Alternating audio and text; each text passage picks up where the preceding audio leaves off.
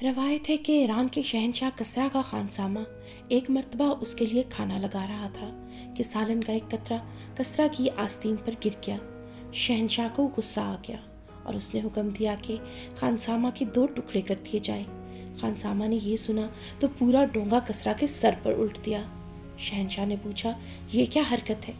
खानसामा ने जवाब दिया, ये गुस्ताखी इसलिए की है कि लोग बादशाह को जालिम न समझें और ये ना मशहूर कर दें कि शहंशाह ने एक मामूली गलती पर अपने पुराने नमकख्वार के 2 टुकड़े कर दिए। पहले मुझसे गलती हुई थी, अब मैंने जानबूझकर कसूर किया है ताकि मुझे गलती की नहीं बल्कि कसूर की सज़ा मिलेगी और इस सज़ा को लोग जायज़ समझें।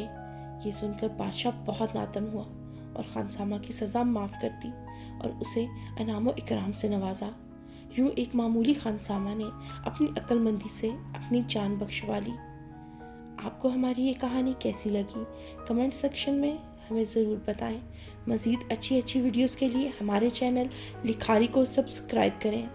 बेल के बटन को दबाना बिल्कुल मत भूलें ताकि हमारी आने वाली वीडियोस की नोटिफिकेशन आपको बर वक्त मिल सके।